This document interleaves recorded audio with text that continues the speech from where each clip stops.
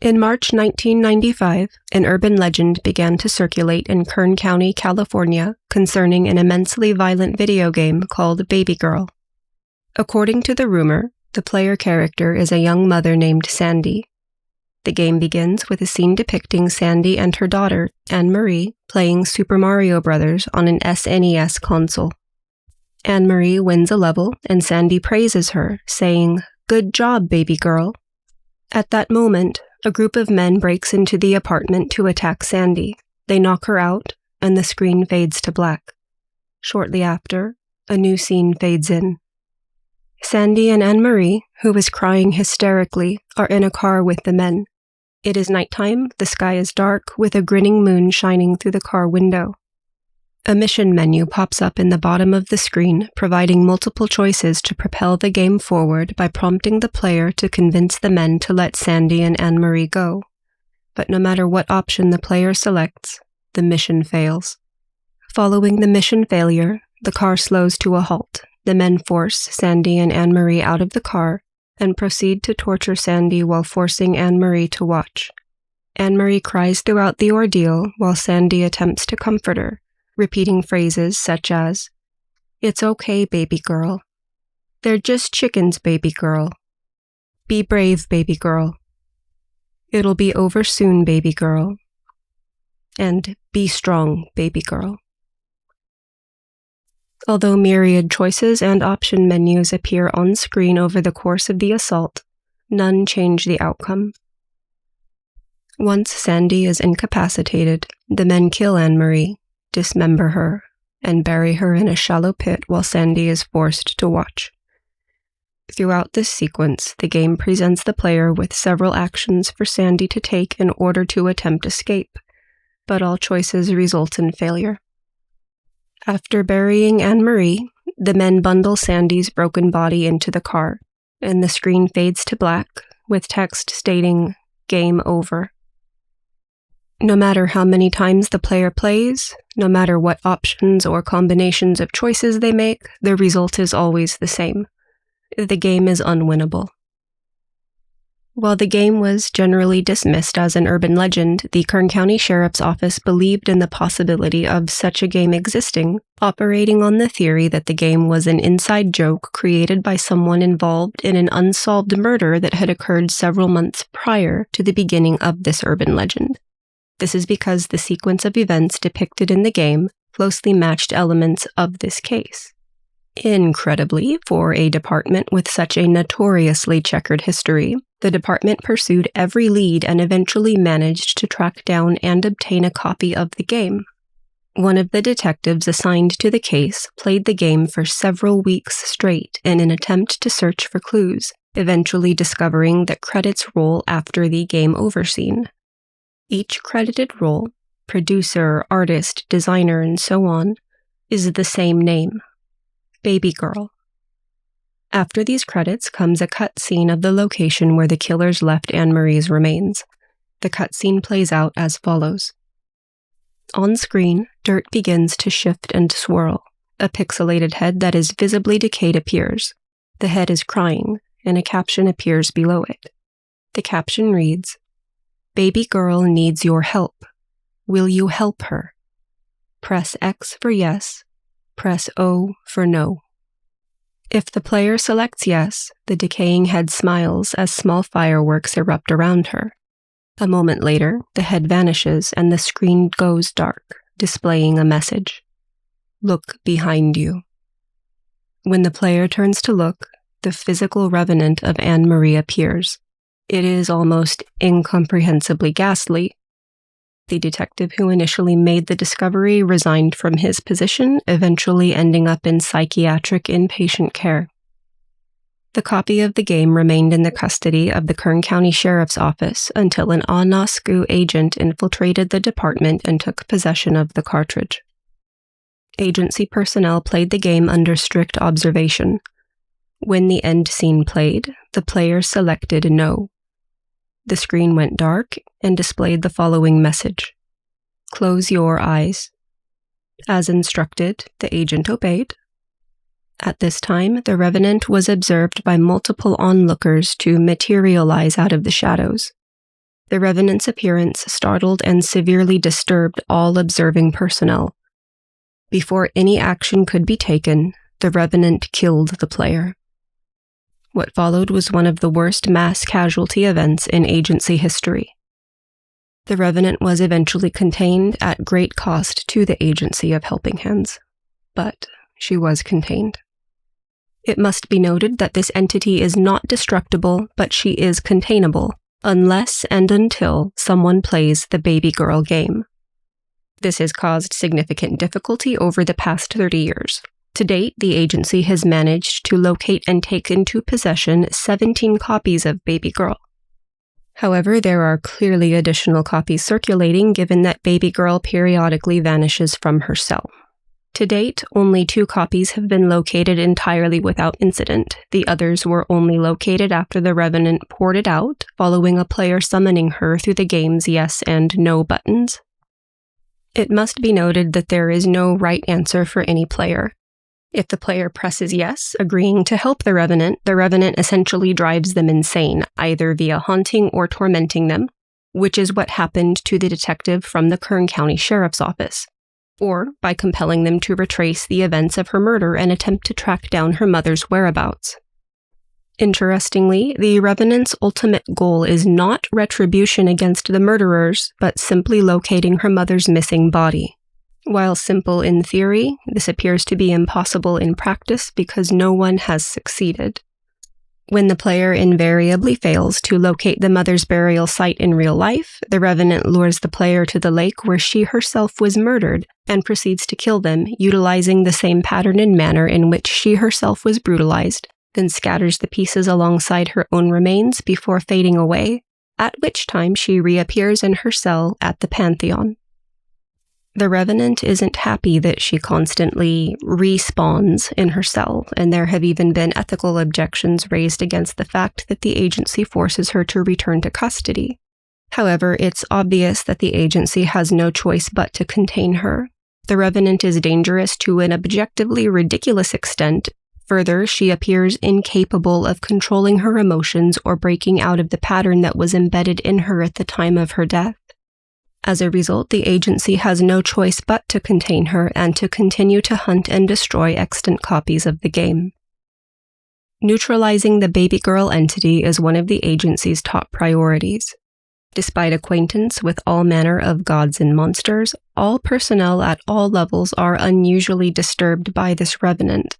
Close proximity to her induces fragile mental states and introduces health issues that often become incurable and occasionally terminal. Even worse, she induces these effects in other inmates. This potential for disaster cannot be overstated.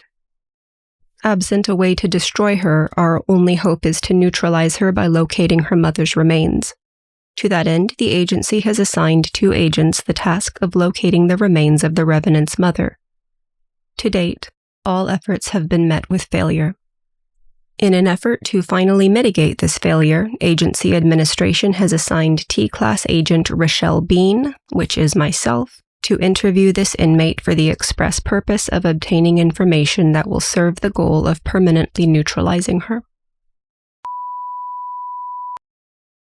My name is Agent Bean. Today I'm conducting an investigative interview with Inmate 4, Babygirl.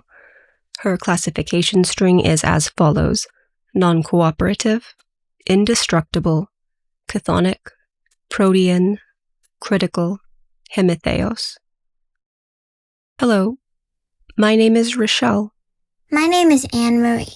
It's nice to meet you, Anne-Marie. I'm here to talk to you today. Tell me anything. Anything you want. Okay? Okay. My mommy loved video games. Our house was old, and it rained inside when it rained outside. And it had a stinky bathroom and roaches under the fridge. But our bedroom was so pretty, and it had a big TV and so many games. When Mommy wasn't working or going to church, that's what we did. We played video games. I don't think Mommy loved going to church, but she went a lot. She always cried. She went up to the altar a lot, and sometimes the preacher even, and cried for Jesus to help her. It scared me when she cried. I didn't like going to church. But after church, she came home and cooked chicken for dinner. I liked that. Mommy didn't like chicken. She said chickens were too smart to eat and also too dirty. But she made chicken anyway for me because she loves me so much. My mommy's chicken is my favorite food. I wish I had some of her chicken now. She chopped it into little pieces and fried it in her pan. It smelled so good. I don't know how to cook chicken, but I do know how to eat it. I could show you how to cook it, and you can make it for me. I'll share with you, I promise. It's so good. So, Mommy would go to church and cry and scare me, but then she would come home and make chicken and smile. And then we would eat and play video games. Mommy was good at playing, but I wasn't. I always made her lose. She pretended I played good and she played bad, but I knew better. The only time we won the games was when she secretly unplugged my controller. I always saw her unplug it, but I pretended not to. She always pretended that I won. We pretended for each other. We went to church on the day those guys came. Before we left church, she cried to the priest. He was very nice. He liked my mommy a lot. I don't think he liked me, but he liked her so much that he was nice to me. He gave me candy, then told her not to be scared. He said that God was on her side, and the policeman too. Nobody could hurt her. Anybody who said they were going to hurt her was just playing pretend. Then we went home and Mommy cooked chicken with peppers in her pan. I didn't help her cook because I'm not allowed to touch the pan, because it will burn me. I talked instead. I talked about this boy at school named Evan. Evan was a big kid, and he was really mean. He always picked on me, and I was so mad at it. She was mad too. She said, "You're not even half his size. The only reason he's picking on you is because he's a coward." I didn't know what a coward was, so I asked her, and she pointed at the pan. A coward is a chicken.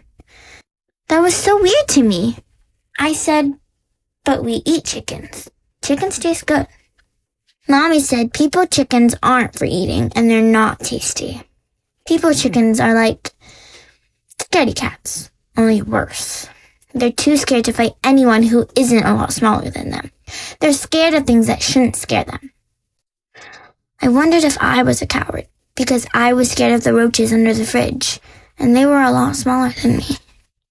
But before I can ask my mommy if the roaches made me a coward, she said, "People chickens are not worth your time, baby girl. Don't worry about that boy. But if he messes with you again, you have my permission to punch his lights out." I still didn't understand about people chickens. People are people, and chickens are chickens. But it was funny to pretend about Evan being a chicken. A big, stinky chicken with a waddle. He looked so funny. He wouldn't be able to push me either, because chickens don't have arms. After that, we ate the chicken from the pan with peppers. Then we played video games. Mommy was so happy. She was always happy when we played video games. I loved playing video games with her. She always let me win. We were having so much fun. But then those guys came. They banged on the door and really scared me. They scared my mommy too. She told me to hide, but then the door broke and those guys came inside. They made us leave the house. I asked them to let me and Mommy go, but they laughed and said no. They made me get in their car. The car was stinky like puking skunks. It had a rip in the seat right by me. I saw foam inside. And a roach. I hate roaches. They're gross. They live under my fridge, and I hate them. Mommy talked to those guys for the whole ride. She kept saying I was so little. Just a baby. Just a little baby girl. And then she sang scary stuff, like they could take her, but they had to get me out of the car. But I'm not a baby. I was scared of the road. I didn't want them to make me get out of the car by myself. I don't know the way home. The moon was scary. Almost as scary as when Mommy kept telling those guys to make me get out of the car and leave me in the road. I saw the moon shining through the window. It was looking at me. I didn't know the moon could look. I don't want it looking. Mommy still kept telling them to let me out of the car, and that made me cry harder. When I cried, the moon smiled. One of those guys told Mommy to shut up, or they would throw me out of the car while I was moving. That was so scary. One time, I scraped my knee and it hurt. If those guys threw me out of the car, I would get scraped all over and it would hurt so bad. And I'd still be alone on the road and lost because I don't know my way home. I thought Mommy was mad at me. I thought that's why she wanted me to get out of the car and walk home by myself. I was scared I was in trouble for crying so much. I was glad when the car stopped. Even if they made me get out of the car and walk home, Mommy would come too. Together. That's what Mommy always said.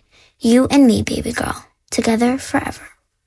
They made me and Mommy get out of the car. I hugged her, but those guys made me let go. They hit me really hard until I let go. Mommy was screaming and calling them names and bad words. I don't really remember those words. I don't remember bad words because I don't say them. I don't remember things I don't say. I only say what I learned, so I remember. Like Miss Cutson says. That's my teacher. The only word Mommy called them that wasn't bad was cowards. She kept saying they were cowards. That's why I remember. Because cowards isn't a bad word. Cowards just mean chickens. But even though cowards isn't a bad word, those guys acted like it was a bad word. They got really mad and started hitting my Mommy. It made me scared. It made me cry. It made me a coward. I thought Mommy would be mad at me because they were hitting her instead of me. But she wasn't mad. She didn't call me bad words, and she didn't call me a coward. She just said, "Don't cry, baby girl. It's okay, baby girl. It'll be over soon, baby girl. Don't be scared, baby girl. They're just chickens, baby girl. Don't be scared of chickens. Be strong, baby girl. Be brave, baby girl." I tried to be strong and brave, but I was too scared, and I cried. Those guys hit her more. They hit her so much. Her face had blood, and her eyes were really big and purple. They looked popped, even though they were closed. She didn't even look like my Mommy anymore. Looking at her scared me. I wasn't even sure it was her. But then she whispered, "I love you, baby girl." And she sounded like my Mommy. That's how I knew it was her, even though she looked so scary. Then those guys put her back in the car. I tried to get in too, because I didn't want them to forget me. I didn't want to be left outside in the dark. I don't know my way home. Those guys laughed at me when I tried to sit in the car by my Mommy. They made me get out. I cried. My Mommy cried too. She tried to get up, but she couldn't. They hit her too much. That's why she couldn't get up anymore. Then those guys showed me their guns, and I got killed. There was a bullet, and it burned really bad, and I fell down. I couldn't get up either, just like my Mommy. We couldn't get back up together. Those guys turned me into pieces after I couldn't get up, pieces like a chicken. Only I don't have wings. I have arms, because I'm not really a chicken. After they turned me into pieces, they drove away with my Mommy and left me in the dark. They didn't come back, even though I don't know my way home. I couldn't get up. I was so scared. I was alone, and I couldn't get up. And my Mommy was gone with those guys. We weren't together because those guys left me and took her in their car. I wish they let me in the car so Mommy and I could be together forever. But instead, she was far away in the car with those guys, and I was chopped up in pieces like a chicken in the park, far away. I waited for my Mommy to come back and help me get up, or even for those guys to come back. But they forgot me, and so did my Mommy. I thought about Mommy a lot.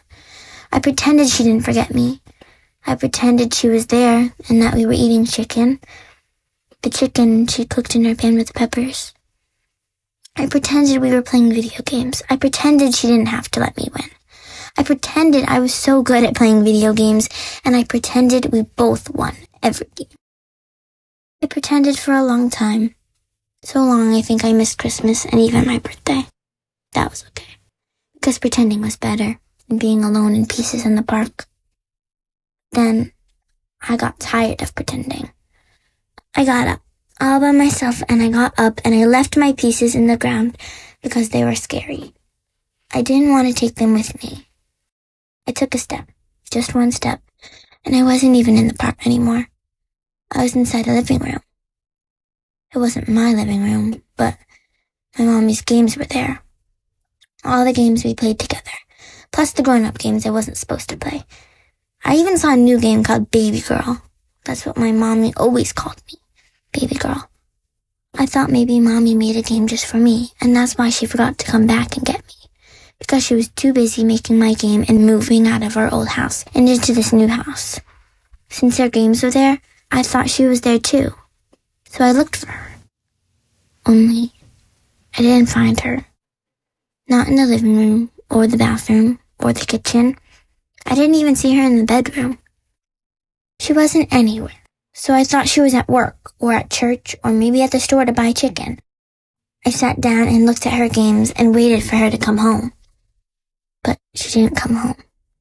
Those guys came home. The one who put her in the car and turned me into pieces like a chicken. Those guys. I was so scared, but I was even more mad. Those guys drove my mommy away and left me and made her forget about me. And then they stole her games. They stole all my mommy's video games. That made me so mad I forgot to be scared. That made me so mad that I yelled at them. I thought they would laugh at me for yelling, or maybe get mad and hit me again. But I didn't even care, because I was just so mad. I was so mad it scared them. I scared them so much it was so funny. They screamed when I yelled at them, but they tried to run away. But I didn't let them go. One of those guys even peed his pants. It was funny. They kept crying and they kept asking me to let them go. But that made me really mad again. It was so not fair. When I asked them to let me and my mommy go, they told me no. When I tried to get in the car so I could be together with my mommy, they laughed and turned me into pieces, just like a chicken. I'm not a chicken. I'm not a coward. Those guys were being cowards. They cried and screamed and they peed their pants and they tried to run away from me. Me, just a little kid, just a little baby girl, not even half their size. Those guys were scared anyway. They were cowards. And that means they're chickens. I don't know how to cook chickens, but I do know how to eat them. They didn't taste good. I guess because Mommy didn't cook them. But I can show you how to cook chicken just like Mommy did. It won't taste as good as hers, but I'll pretend. Rochelle, that was amazing. Congratulations. For what? For making Babygirl talk. You're welcome, but that's my job? You don't understand. That's the only full conversation she's ever had. With anyone. Ever. She's literally never talked to anyone before. You're the first. And if anyone asks, you didn't hear it from me, but administration is thrilled with you. This is a success, a monumental success. Does the success cancel out the part where I let that one serial killer escape? No, but... Wait, where are you going? To my quarters? No, you're not. You're going to dinner. But I thought I'm not allowed to leave the facility. You're not. Then how can I go to dinner? Because we bring the dinner to you. Follow me. Why would I follow you if you're bringing the dinner to me? We bring the dinner to the facility, but you still have to go to the cafeteria to get it. Hurry, it's going to get cold. What if I don't feel like dinner right now? Well, see, it's not exactly optional. Why? Because we're celebrating you and your success. There is a small catch, though. What? Well, see, these dinners are what the agency uses to reward all high-performing T-class inmates. We reward you all together to foster a collaborative, teamwork-oriented environment, which means you're not eating alone tonight. Who am I eating with, Charlie? You've already met him, so that's something, but I suggest you keep your voice recorder on. Just have a record in case... Well, in case. In case what? Who is it? It's... Christoph. He is not the guy who scared the shit out of me the other night, right? Yeah, so if you just go right through here... Charlie... Step inside and take a seat. You don't want the food to get cold, trust me. Why don't you come eat with us? To foster, team building, yeah? I mean, you are my supervisor, Charlie, so you really should... I appreciate the invite, but, no. Right through here. Come on.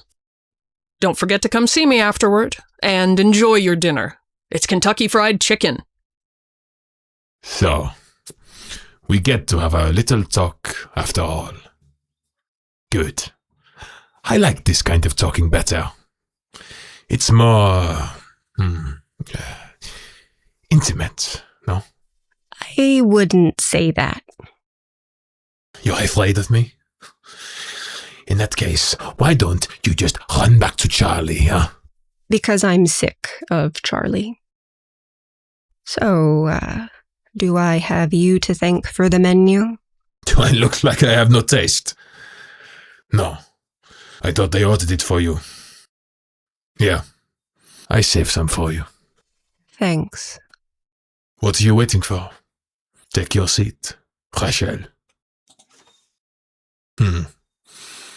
Not so afraid of the big bad wolf after all, huh? Why do you call yourself that? What? The big bad wolf? Yeah, I see where the big comes from, I guess, but not the wolf part. That's because you don't know me yet. And, the big bad wolf, it's my inmate moniker. We all have one. Even you. Really? What's mine? The narc. For real? Don't look at me. Charlie gave it to you. Of course he did. God. I love Charlie. You know, I wrote you off after our last meeting. But maybe I was wrong.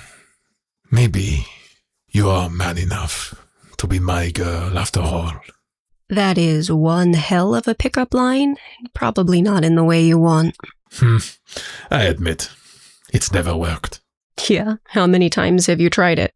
Well, only this once. Narc.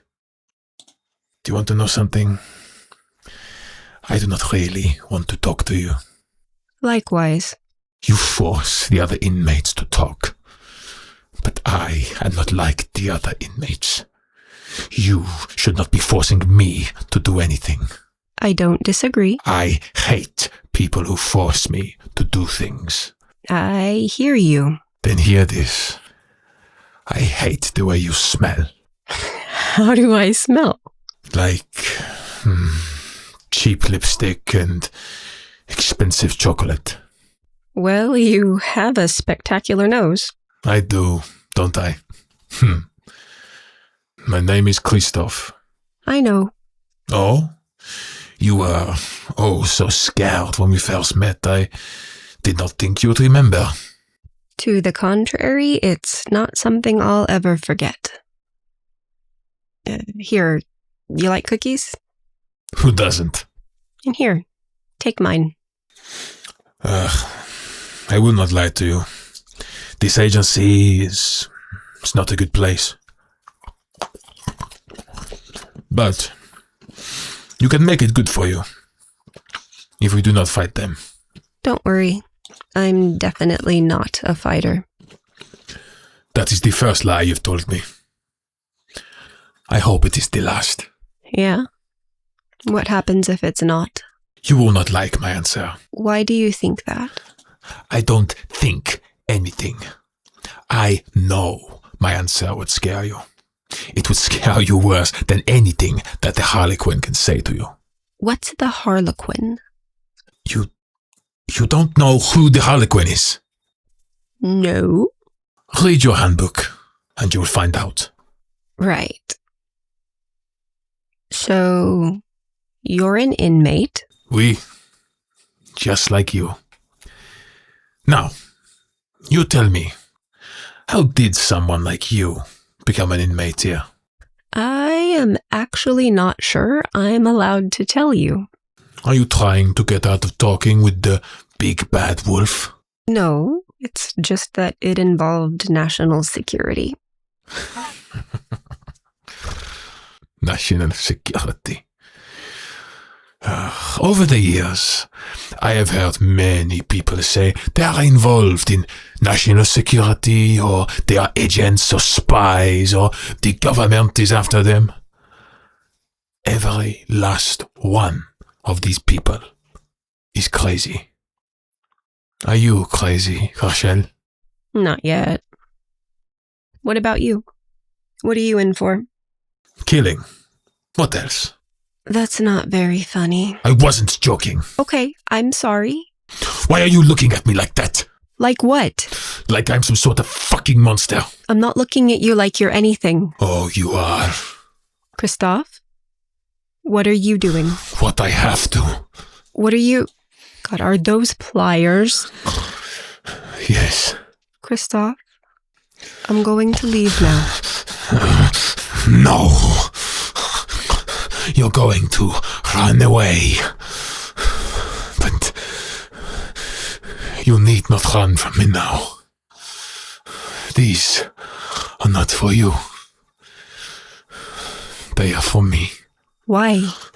So that when I am forced to speak with you again, you will remember that the big bad wolf hates his teeth. Even when they grow back, even though they always grow back. I hate them. I hate them. Christophe, just put those down. It's okay. Everything is okay. Just set them down. I can't. Why? Because wolves with teeth don't go to heaven.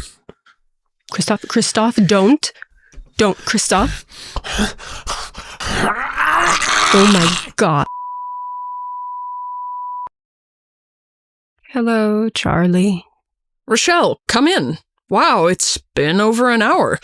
That's the longest any woman has lasted with Christophe in, well, ever. So, how did it go? He pulled his teeth out, Charlie, with pliers that he was carrying around in his pocket. Yes, he does that sometimes. It's disturbing, but the teeth always grow back. Why did he... Did you know he was going to do that? I knew there was a chance. Look, I know it's frightening, but it's normal behavior for him. Self-harm is something Christophe does when he experiences feelings that he finds difficult to process, and his favorite method of self-harm is pulling his teeth out. What kind of feelings does he find difficult to process? Shame, mostly. Guilt, frequently. Attraction, occasionally. But I don't think that was the issue tonight. No offense. Okay, good. Good. Look, I know you're upset. I'm all right. No, you're not. Of course you're not. And that's understandable, because Christophe is intense, but don't hold it against him. He's a very complicated individual, and he has a hard time relating to women. Believe it or not, his behavior towards you was very promising. I'd go so far as to say it was as much of a breakthrough as Babygirl. You should be proud. Yeah, I'm real proud, Charlie. He told me he hates his teeth. Do you know why? I do, and you'll know too after you interview him. Speaking of which, you were scheduled to interview him next. Of course, now we have to wait for his teeth to grow back, or we won't understand a word he says. You're still gonna make me interview him? Yes, and if tonight is anything to go by, it'll go great. Respectfully, have you heard a single word I said? I did. Look, I know you can't see it right now because you don't know Christophe, but I do. I know him better than anyone, so trust me, you did a great job. So great, in fact, that the two of you could end up friends someday. Okay. Can I go? Sure. Have a good night, Rochelle. And seriously, great work today. Great work all around. Oh, wait. I don't know what to do with... With what? With these. Are those teeth? Yes. They're Christophe's. After he pulled them out, he dropped them on me. Really? Yup. Right in my lap. Huh. Did you ask him to do that? What? You know what? Stupid question. Don't worry, I'll take care of it. Thanks. No, thank you. You're going to be a wonderful asset to the agency, and perhaps more importantly, to Christophe and all your other colleagues. I can already feel it. Thanks for your confidence. Can I ask one last question? Of course. What's the Harlequin? I don't have time to answer that question in full, but long story short, he's the most dangerous inmate in the history of the agency. Oh. I'm gonna have to interview him too, right? Absolutely. Well, assuming we ever... You know what? Not important. Don't worry about the Harlequin right now. You just worry about your job and reading that handbook and building rapport with Kristoff, of course. Of course. Well, if that's all, I guess this is good night. Yeah. Good night.